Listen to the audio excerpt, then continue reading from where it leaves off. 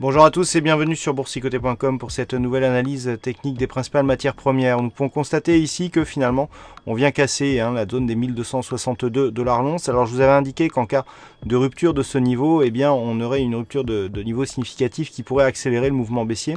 C'est exactement ce que l'on a eu. On est venu ici tester dans un premier temps la zone de 1260 et 1262. Petit rebond sous la moyenne mobile 50 arithmétique, test un peu plus agressif et finalement rupture de ce niveau.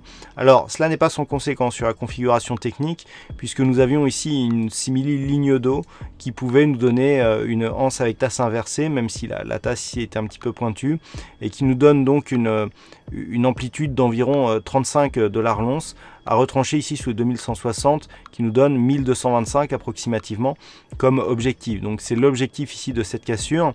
Nous avons bien entendu la zone ici des 1245 $ l'once qui se situe en zone intermédiaire. Donc on a ici un gros signal baissier, renforcé par le fait que les indicateurs ici sont survendus, notamment sur le stochastique. Le RSI reste encore neutre, mais on a une belle baisse aussi du MACD. Donc le deuxième point ici sera zone des 1246 $ l'once. En cas de rupture de ce niveau, eh bien, nous aurons un objectif qui est lié à la configuration chartiste que nous avions précédemment.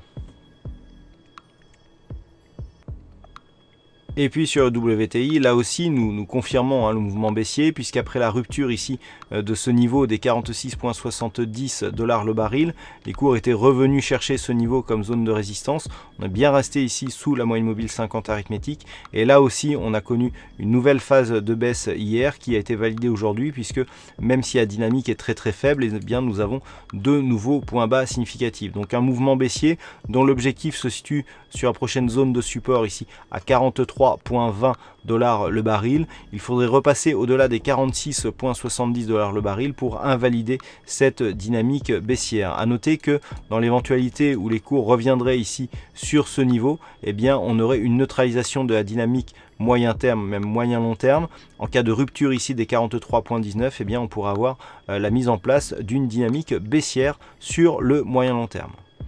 Voilà donc ce que nous pouvons dire sur cette analyse technique des principales matières premières. Passez de bons trades, une bonne soirée. On se retrouve dès demain pour d'autres analyses techniques, toujours sur le site boursicoté.com.